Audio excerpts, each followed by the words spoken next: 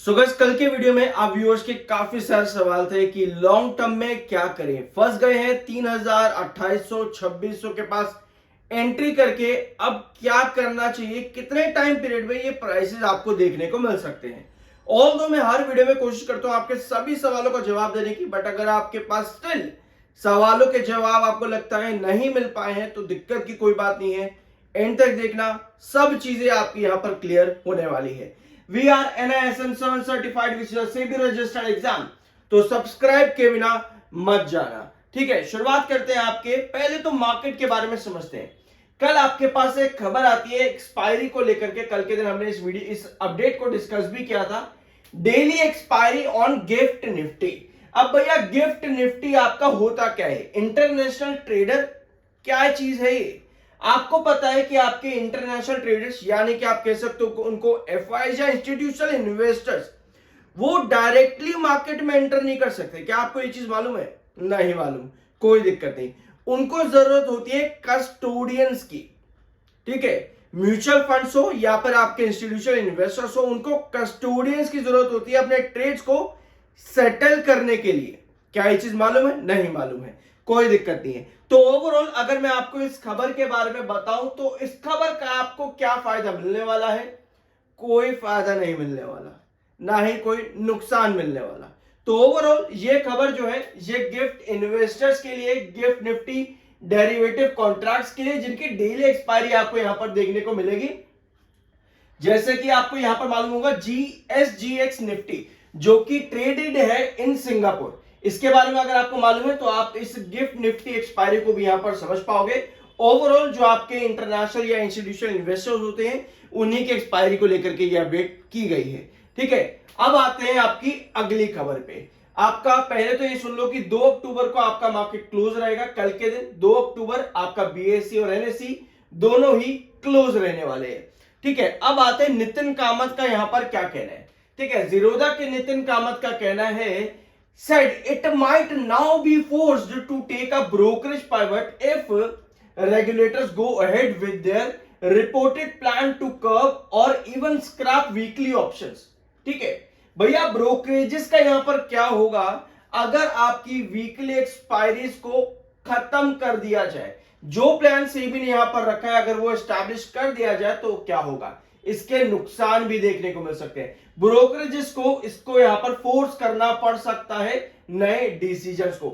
In a blog, India's leading brokerage said it may be forced to charge brokerage fees on equity delivery trades in such an eventuality. अगर ऐसा होता है, सेबी अगर ये decision लेता है वीकली एक्सपायरी को खत्म करने का, तो ब्रोकरेजेस को जो है फोर्स्ड चार्ज लगाना पड़ सकता है ऑन एवरी ब्रोकरेज फीस। तो ये यहां पर मेंशन है, ऑल दो उसके साथ में इक्विटी डिलीवरी ट्रेड्स के ऊपर भी। तो ये स्टेटमेंट है नितिन कामत जो कि जीरोधा की तरफ से है, उनकी तरफ से स्टेटमेंट देखने को मिला है। ठीक है, अब टेंशन है मार्केट के अंदर। ये चीज हम बार बार डिस्कस कर रहे हैं कि मार्केट में इस चीज को लेकर के टेंशन है कि आखिर इस एक्सपायरी पर आगे होने क्या वाला है। तो इन चीजों का भी हम चार्ट पे रखेंगे, ध्यान से सुनना और समझना। आपकी 6 अक्टूबर को BSE लिमिटेड की इंस्टीट्यूशनल इन्वेस्टर मीटिंग भी है, जो कि 1-on-1 मीटिंग होने वाली है with Canara Robeco mutual funds in Mumbai. 6 अक्टूबर की इंस्टीट्यूशनल मीटिंग रहेगी BSE लिमिटेड की। अपार्ट फ्रॉम दिस, एक चीज यहां पर अच्छी हो रही है BSE में कि आपका बायर और सेलर का डिफरेंस जो आपको पिछले हफ्ते तक बहुत ज्यादा देखने को मिलता था, वो फाइनली काफी कम हो गया है। ठीक है, डिफरेंस बहुत कम रहा है आपके बायर और सेलर के बीच में। ये एक अच्छा चीज यहां पर अभी इस समय है। अपार्ट फ्रॉम दिस, MFI आपका बुलिश है और RSI 34.4 का है। आपके neutral plus bullish technical system में बने हुए। अब रखते हैं इन सभी चीजों को हम चार्ट के ऊपर। ठीक है, तो पिछले 4 से 5 यहां पर आपको पिछले लगभग 1-1.5 हफ्ते से जो हम डिस्कस कर रहे हैं यहां पे, ये दो इंपॉर्टेंट लेवल कि 2100 आपका क्या है, रेस्ट्रिक्शन बना हुआ है। ठीक है, वीकेंड पर भी आपने देखा, पिछले हफ्ते मंडे को भी हमने यही डिस्कस किया था और इस हफ्ते के मंडे को भी यही डिस्कस किया था कि 2100 आपका रेस्ट्रिक्शन बन जाएगा अगर आप यहां से नीचे गिर जाते हो तो। दिखा आपको। उसके बाद आते हैं 2050 पे। 2050 ये आपका बन जाएगा बेस, दिखा आपको, बहुत अच्छी बात है। उसके बाद आते हैं 1990। ये 3 इंपॉर्टेंट लेवल्स आपके हैं कल के सेशन में जैसे ही आप 2100 पर गए आपको सेलिंग बहुत ज्यादा नजर आ गई, सेलिंग बहुत ज्यादा, क्योंकि ये आपका रिस्ट्रिक्शन बना हुआ है 2100 इस समय। इसको बेस अगर आपको बनाना है, जिस तरह से पहले भी आपको यहां से रिकवरी दिखी थी, तो ये बेस बनाने के लिए आपको हैंगिंग सपोर्ट करना था। बट भैया आज के सेशन में तो वो नजर नहीं आ रहा है ना ही कल दिखा। कल भले ही था आपका हैंगिंग सपोर्ट, लेकिन आज तो दूर दूर तक नहीं है। आज भी ऊपर की टेल आपको सेल को ही इंडिकेट कर रही है। ठीक है, तो आप 2100 से जितना दूर जाओगे उतना आपका फॉल का चांसेस बनता है towards 1990 on chart, on chart. अब हम इन्हीं सब चार्ट्स पर न्यूज को रखने की यहां पर कोशिश करेंगे। अगर आप इन लेवल से इस चैनल पर हो तो आपको पता है ये डायगोनल के बारे में, आपको पता है 2340 का ये वाला लेवल, आपको 2520 का लेवल पता है, आपको 2600 का क्रूशियल रिस्ट्रिक्शन जोन पता है। ये सब लेवल्स आपने समझे हुए हैं। लेकिन इस समय हम 2050 पर हैं, 2050 और 1990 पर इस समय है। ठीक है, अगर हम न्यूज के बारे में बात करें, जैसे कि आपकी एक्सपायरी की टेंशन मार्केट में है, अभी तो टेंशन है। अगर मान लेते हैं कि आने वाले हफ्ते के अंदर ये इंप्लीमेंट हो जाती है, ये एक्सपायरी इंप्लीमेंट हो जाती है, according to various market experts ये अच्छा साइन नहीं रहेगा बीएसई लिमिटेड जैसी कंपनीज के लिए। टेंशन का माहौल यहां पर है, और अगर इंप्लीमेंटेशन हो जाता है ये अच्छा साइन नहीं है। अभी हम नेगेटिव साइड पे देखेंगे।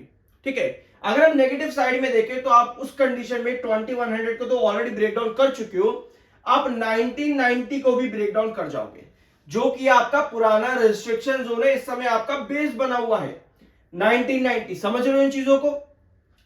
ये आपका पुराना रिस्ट्रिक्शन था। तो ऐसे में अगर हम इंप्लीमेंटेशन के बाद और बेयरिश होते हैं तो हम कहां जाकर के गिरेंगे? हम लेकर चलते हैं 1990 के बाद आपका इंपॉर्टेंट जोन अराउंड, एक सेकंड, 1600 मार्क करते हैं। ये आपका इंपॉर्टेंट क्रूशियल बेस रहेगा 1600।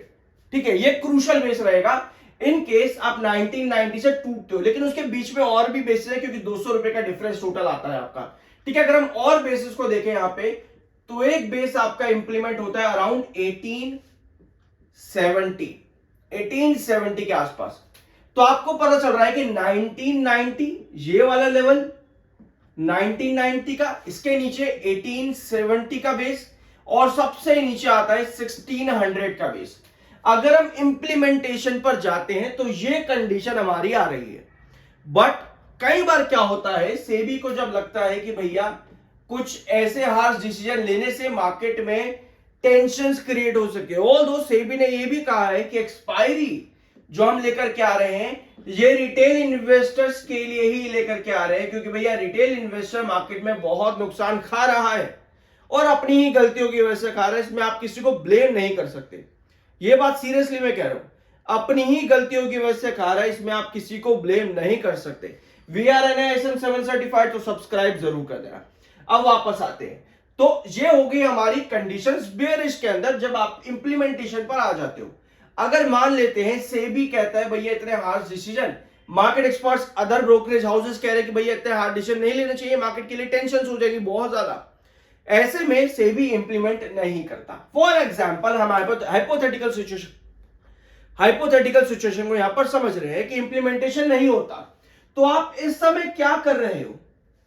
हम समझे इस चीज को। यहां पे इस समय आप कहीं ना कहीं एक डिसेंडिंग ट्रायंगुलर पैटर्न पे हो, डिसेंडिंग ट्रायंगुलर। तो थोड़ा सा और मैं अच्छे से आपके सामने ड्रॉ कर देता हूं, एक बार यहां पे देखना। इस समय आप डिसेंडिंग ट्रायंगुलर पैटर्न के अंदर हो। ठीक है, इस समय आपका चार्ट जो है हर न्यूज के ऊपर रिएक्ट कर रहा है, लेकिन ऑन चार्ट वही पुराने लेवल्स लेकर के भी चल रहा है। ठीक है, तो आप डिसेंडिंग ट्रायंगुलर पैटर्न के अंदर इस समय हो। यहां पे ये डिसेंडिंग ट्रायंगुलर पैटर्न एग्जैक्ट 1990 के आसपास आकर के खत्म हो जाता है, वहां पर न्यूज का इंतजार चलेगा और उस हिसाब से आपको ये लेवल देखने को मिलेंगे 1870 और नीचे सबसे इंपॉर्टेंट बेस, क्रूशियल बेस 1600। अब हम इंप्लीमेंटेशन को एलिमिनेट कर रहे हैं कि भैया नहीं ऐसा होता, सेबी नहीं ये डिसीजन लेता, तो ऐसे में हम एक आपके जो है डिसेंडिंग ट्रायंगुलर पैटर्न में है, जहां पर इंपॉर्टेंट बेस 1990 का बनता है। तो अगर इसको एक्सपायरी को बिल्कुल ही हटा दिया जाता है कि भैया नहीं करेंगे इस चीज को, हम इस चीज को इंप्लीमेंट एलिमिनेट ही कर देता है इसे भी, तो ऐसी कंडीशन पर आप फिर यहां से एक अपवर्ड वेजिस पैटर्न के अंदर जाते हो, जिसमें वही पुराने लेवल्स आपको देखने को मिलेंगे, जैसे कि 2100, 2340, 2470, 2520। समझे इस चीज को, ध्यान से सुनना एक बार, ठीक है। क्या है कि अगर आप इंप्लीमेंटेशन नहीं करता, सेबी इंप्लीमेंटेशन नहीं करता, सेबी कहते कि भाई चलो जो ब्रोकरेज हाउसेस कह रहे हैं कि भाई ये नहीं करना चाहिए, एक्सपायरी का मामला है, नहीं हटा, इसको नहीं लेकर के आना चाहिए मार्केट में।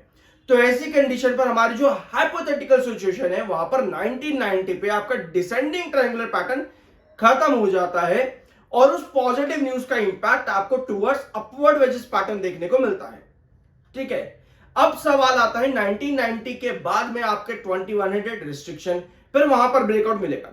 2100 का रिस्ट्रिक्शन, उसके बाद जो आपका आता है 2340, याद है आप लोगों को, हम डिस्कस यही चीज करते हुए आए हैं लंबे टाइम से, 2340। उसके बाद आता है 2470, 2520। तो ये लेवल्स आपको धीरे धीरे धीरे करके देखने को मिलते हैं। कभी भी मार्केट आपका एक तरफा नहीं भागता है। अगर आपको तेजी दिख रही है तो आपको गिरावट भी दिखेगी, और कई बार क्या होता है, मार्केट गिर रहा होता है तो आपके स्टॉक्स भी गिर रहे होते हैं, वहां पर आप टेंशन में होते हो कि कंपनी क्या बकवास हो गई है।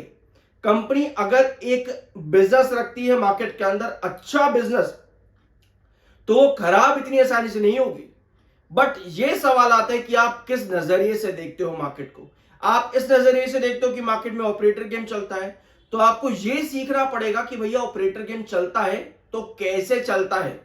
क्या मैं उस ऑपरेटर गेम के अंदर ही घुस चुका हूं कि मैं वहां से निकल नहीं पा रहा, या फिर मैं उस ऑपरेटर गेम के साथ चलने की कोशिश करूं कि भैया मैं नुकसान ना खाऊं मार्केट के अंदर।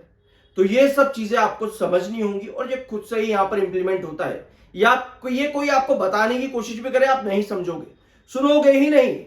आप कहोगे भाई तू बहुत बड़ा ट्रेडर है, तुझे इतना पता तो अपना पोर्टफोलियो दिखा। भैया कोई क्यों आपको अपना पोर्टफोलियो दिखाए? अगर आप किसी को यह चीज कहते हो कि भाई तू इतना बड़ा ट्रेडर बन रहा है तो अपना पोर्टफोलियो दिखा, इसका मतलब यह है कि आप अपनी नाकामयाबियों को छुपाने के लिए बस ये इधर उधर की बातें कर रहे हो। भैया हर कोई अपना पोर्टफोलियो लेकर के बैठा है, हर किसी का अपना अमाउंट लगा है, तो किसी को दिखाने, किसी को बताने या किसी को सुनाने का कोई मतलब ही नहीं है। इससे बढ़िया यह है कि अपने आप को सुधारो और तब जाकर के कोई भी डिसीजन लो। यह सवाल उस कमेंट का है जो पिछले वीडियो पे आया था। बाय एसएल की कोई रिकमेंडेशन, या आई होप कि वीडियो आपको पसंद आएगा। मिलता अगले वीडियो में। We are N I certified. Subscribe करना मत भूलना।